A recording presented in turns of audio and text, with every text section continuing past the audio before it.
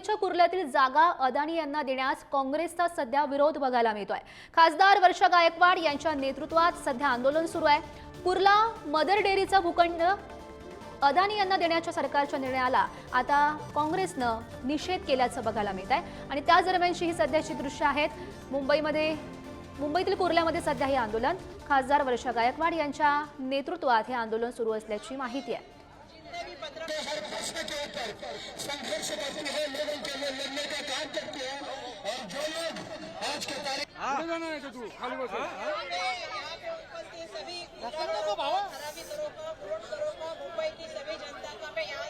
अशा वेळेला इथे जे आहे ते मोठं गार्डन आहे कुर्ल्यामध्ये, ज्या गार्डन मध्ये जसं मी मागापासून सांगते की 1000 ते 1200 झाडं आहेत, जी 120 पासून 150 वर्षापूर्वीपासूनची झाडं आहेत, जी झाडांची कत्तल चाललेली आहे। आणि कोणासाठी चाललंय? कारण स्थानिकांचं तर म्हणणं आहे की या ठिकाणी बॉटनिकल गार्डन झालं पाहिजे। आपल्याला सर्वांना माहिती आहे की इथल्या आमदार इलेक्शनच्या वेळी सर्वांना अभिवचन दिलं होतं की ते बॉटनिकल गार्डन होणार, इथे हेल्थ सर्व्हिस होणार। पण दुर्दैवाने आज आपण सगळेजण जाणताय की मागे जूनमध्ये जमीन दिली, आज सबलीज केली। कोणासाठी चाललंय सरकार? कोणासाठी काम करतंय? इलेक्शनच्या पूर्वी पण कॅबिनेट मीटिंग झाल्या, त्या सुद्धा अदानींसाठी। आता पुन्हा मीटिंग चालल्या, त्या सुद्धा अदानींसाठी।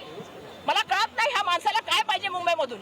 या माणसाला इतक्या जमिनी दिल्या, 600 एकरच्या पेक्षा जास्त जमिनी दिल्या, धारावी 600 एकरपेक्षा जास्त दिली, एअर इंडिया कॉलनी दिली, या माणसाला मोतीलाल नगर दिलं, सांगा बेहरामपणा दिला, भारत नगर दिलं, MSRDCची लँड दिली, रेल्वे चालले,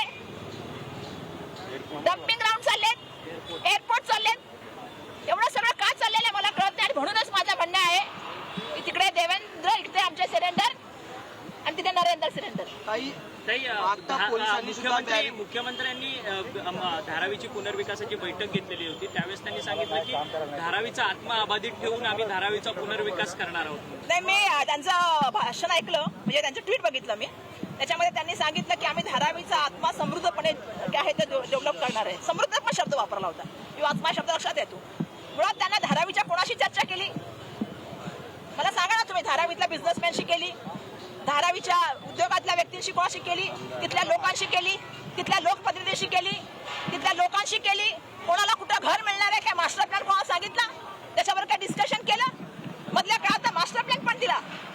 आमचं म्हणणं होतं आम्ही त्याच्यावर सातत्याने ऑब्जेक्शन उचलण्याचं काम करत आहोत। आणि दुर्दैवाने मला सांगायला पाहिजे की ज्या तऱ्हेने आपल्या सर्वांना माहिती आहे की या सगळ्या प्रोसेसमध्ये लोकांचा सहभाग होण्याची आवश्यकता होती, ती कुठल्याही प्रोसेसमध्ये लोकांच्या सहभागाची कुठे थोडीफार पण जी आहे। आता इथे बघू ना, तुम्ही बघा स्थानिक लोक आहेत, विचारा त्यांना कोणाचा तरी सहभाग आहे का, कोणाचा तरी सपोर्ट आहे का? मग असं असताना हा लोकांवरती लादलेलं मोठ्या प्रमाणाचं मी सांगते हे जे आहे हे करप्शन आहे। मोठ्या प्रमाणामध्ये लँड माफियांचं मोठं राज्य या ठिकाणी निर्माण करण्याचं चाललंय। मुंबई त्यांना गिळंकृत करायची आहे आणि म्हणून या वेळेला आपण सगळ्यांनी लढण्याचं काम केलं पाहिजे। आम्ही लढण्याचं काम सातत्याने मागे पण करत आलेलो, येणाऱ्या दिवसामध्ये पण आम्ही त्या ठिकाणी काम करणार आहोत। राहुल गांधींनी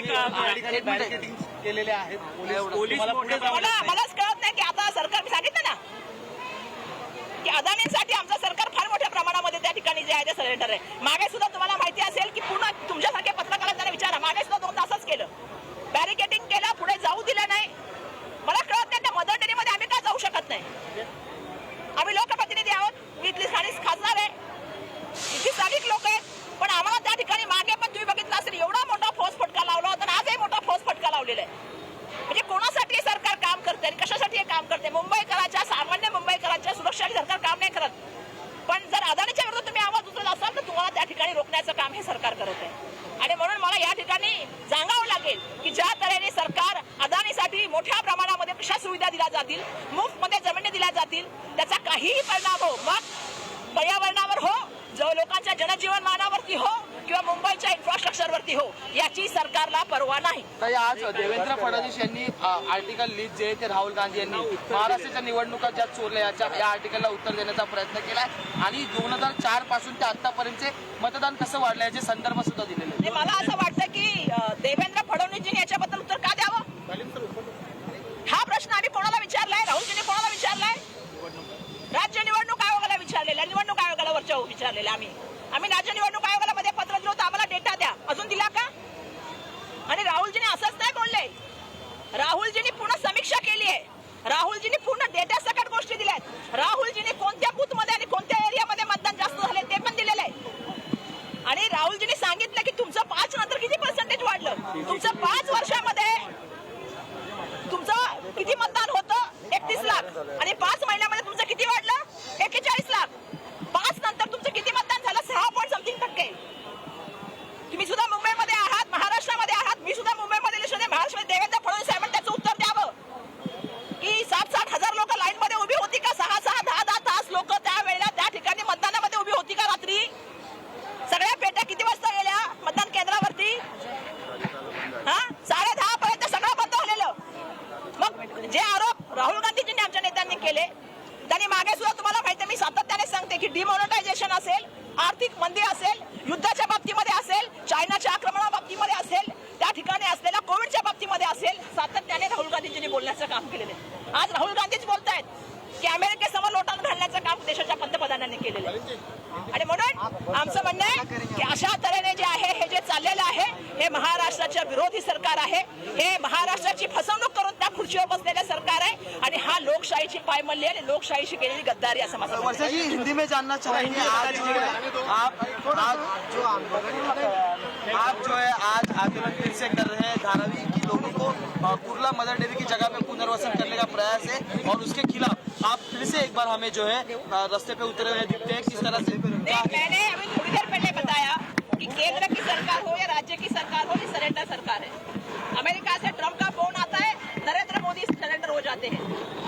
और यहाँ पे जो है अदानी के लिए मोदी फोन करते हैं तो राज्य सरकार सरेंडर हो जाती है.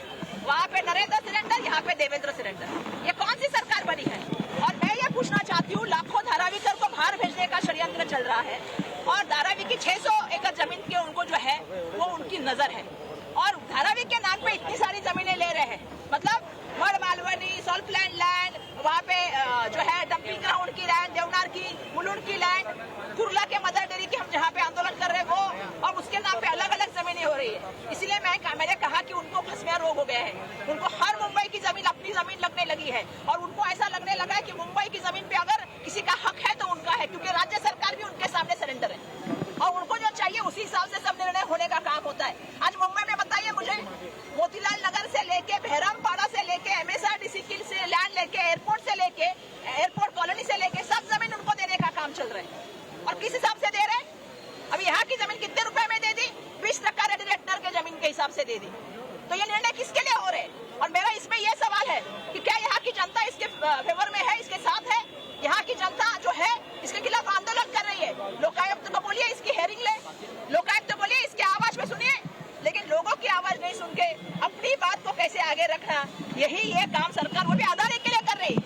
अदानी के सामने ये सरेंडर है, सबसे बुरी बात है. ये जनता की होने चाहिए थी लेकिन जनता के खिलाफ ये सरकार है. यहाँ पे कुर्ला डेयरी में लगभग 1000 से 1200 पेड़ है, 120 से लेकर ज्यादा जो है पुराने पेड़ है, इनको कत्ल करने का काम चल रहा है. जबकि मुंबई प्रदूषण में दूसरे नंबर थे. कंस्ट्रक्शन हो रहे हैं, श्वास के लिए लोग परेशान है. आपकी सॉल्ट प्लांट लैंड में मुंबई का सभी पानी आता है, 70% पानी जो है वो शोषने का काम वो करती है. वहाँ पे मैंग्रोव्स है, लेकिन सबकी कत्ल करने का काम कौन कर रहा है? तो अदानी कर रहे हैं.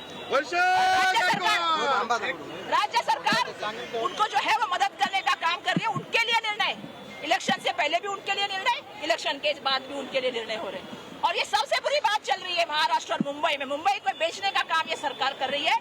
तो मुंबई कर करके हम सब लोग यहाँ उतरे हैं और इसको आवाज को है जो वो बुलंद करने का काम हम लोग कल राहुल जी ने एक जो है आर्टिकल लिखा था, उसके बाद आज राज्य के मुख्यमंत्री देवेंद्र फडणवीस ने उसको रिप्लाई देने का प्रयास जो है किया गया है और कहा गया है कि ये जो है जनता को पागल बनाने का तरीका है. जब जनता साथ नहीं रहती है तब जनता को देवेंद्र फडणवीस जी राज्य के मुख्यमंत्री है कि निवडणूक आयोग के प्रमुख है? हमने सवाल निवडणूक आयोग को पूछा है, क्या राजू कुमार जी या हमारे चौकी निगम जी उसका जवाब नहीं दे सकते? मेरा सवाल यह है कि जिस तरह से राहुल गांधी जी ने समीक्षा की है कि भैया 5 साल में कितना आपका बढ़ा, 31 लाख आपका बढ़ा,